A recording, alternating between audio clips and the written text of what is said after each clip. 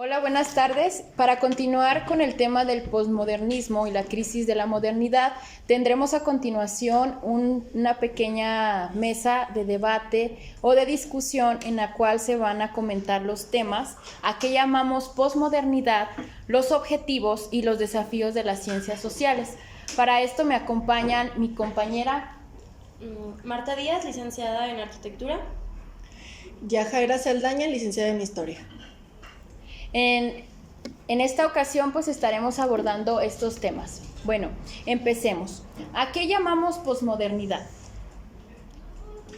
Bueno, pues creo que podemos empezar desde una definición como un discurso crítico a lo que fue la época moderna, a las revoluciones industriales y los avances tecnológicos en muchos campos.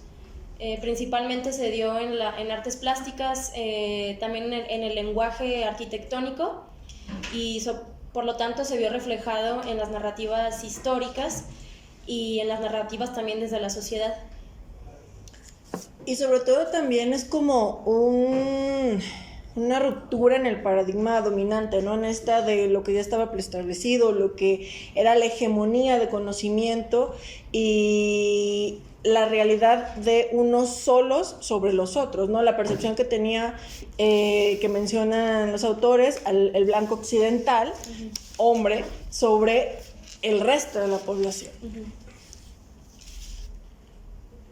Bueno, sobre todo el posmodernismo trajo consigo diversos desafíos, los cuales pues nos han llevado a concretar o a tener diversas interpretaciones de los hechos sociales que en la actualidad se han presentado y que sobre todo debemos de impulsar aún porque no sabemos el paradero de este posmodernismo, porque hay mucha incertidumbre sobre lo que se dice, ¿no?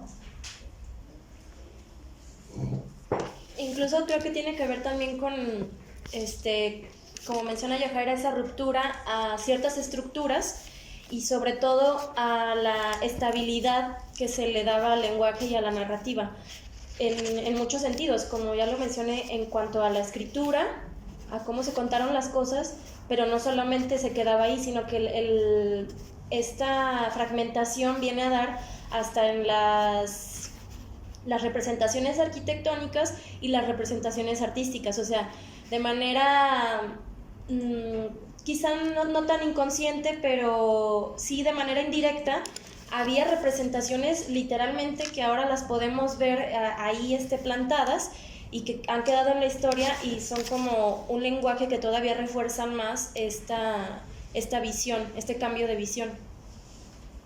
Sí, sobre todo me llama mucho la atención que los posmodernistas afirmaban que el yo individual es una construcción ideológica para estas sociedades, ¿no?, liberales, y eso es lo que me llama muchísimo la atención. No sé ustedes cómo lo vean desde esa postura en donde los posmodernistas justifican y clarifican esto del yo individual. Sobre todo esto que mencionas del yo viene a hablar sobre el otro, ¿no? Porque siempre es como refiriéndonos al otro, de cómo lo percibimos sin dejar, o más bien sin tomar en cuenta el cómo se percibe la persona, el yo, el self, ¿no? Entonces, en este sentido creo que es lo que más muestra el cambio, dejar de ser los otros a convertirse en el individuo, en el yo, en el que piensa, en el que siente. Sí, sobre todo tener esa capacidad de empoderamiento, de ser autosuficiente, de tener tú aquellas ideologías y que sean obviamente respetadas, ¿no? Y entender que también los posmodernistas o los líderes en este pensamiento, en esta tendencia, precisamente era el objetivo de hacer ver que el individuo o el yo se encontraba, como menciona en el texto, se encontraba como encarcelado, como dentro de estas, como lo menciona, como las sogas a las cuales quisiera desatarse, pero pues no hay manera, o sea, estás como dentro de ellas, pero eso es lo importante, o sea, primero el rescate de que se haga ver esta parte de encarcelación al lenguaje. Uh-huh. Sobre todo, como ya mencionábamos, el posmodernismo involucra términos interrelacionados, ¿no? Y uno de ellos es esta modernidad, que son los estilos de vida modernos, ¿no? Sobre todo industriales y urbanos, que se han ido adecuando también.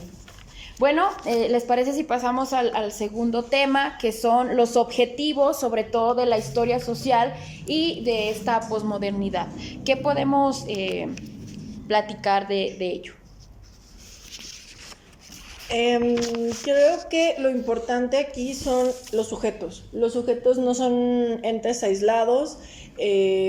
Las historias del individuo, solo como un individuo, no abarcan todo como el cúmulo. O sea, al fin y al cabo creo que dejar de lado las visiones que ya mencioné anteriormente de los otros, simplemente es una visión sesgada de una sola persona o de un solo grupo dominante.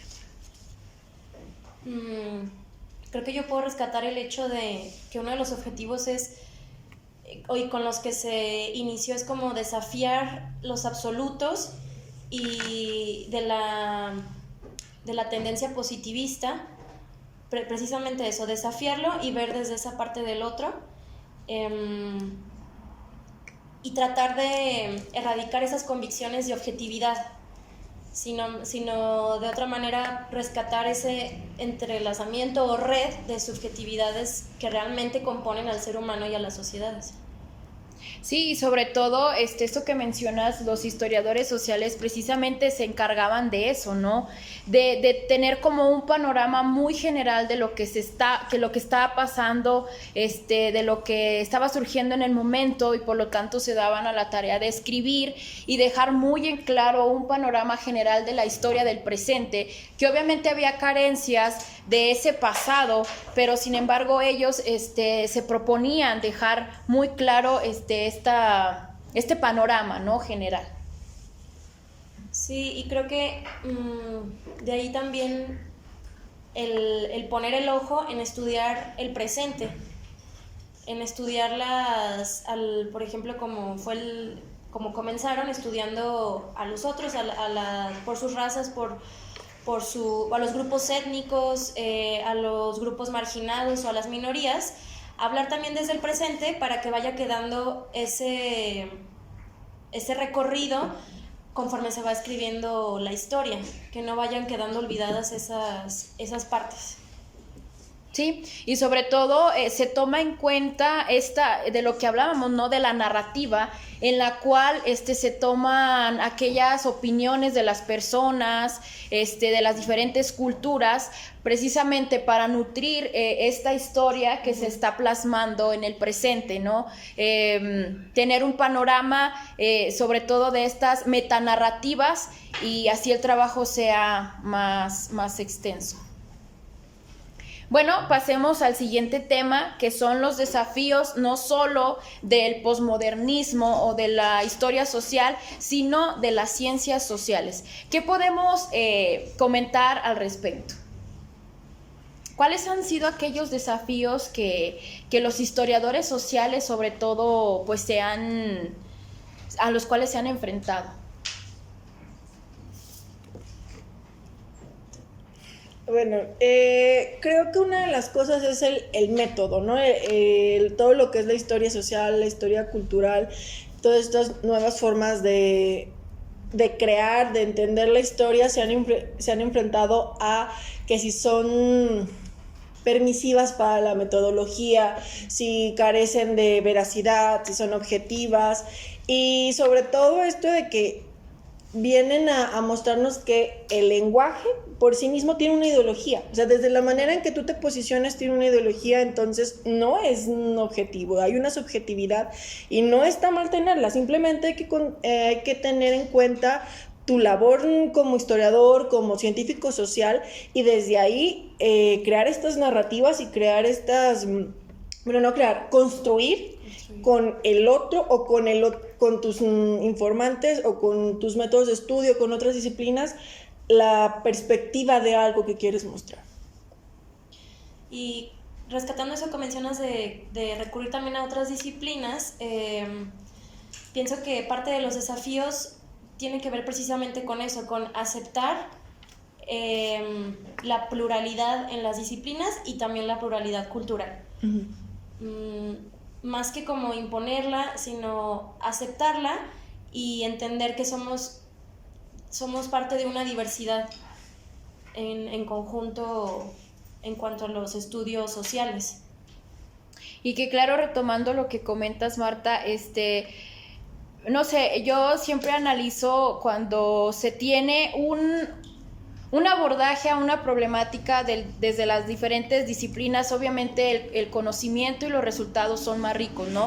Porque se pueden igual hacer fusiones, se puede complementar con la metodología que el historiador, el arquitecto, el de artes, el de literatura tiene para enriquecer sobre todo el trabajo de campo, utilizando métodos y estrategias de intervención pues más allá, ¿no? Igual para darle a este lenguaje del que hemos estado hablando un tono más específico, un tono más especial y adquirir un conocimiento nuevo y sobre todo brindarle a los usuarios, a nuestros informantes, algo que también les ayude, ¿no? Que no solo los utilicemos para nuestro estudio, sino ofrecerles algo más a ellos para contribuir a este empoderamiento, a que ellos también sean autosuficientes, que es lo que se está hablando también en este tema del posmodernismo.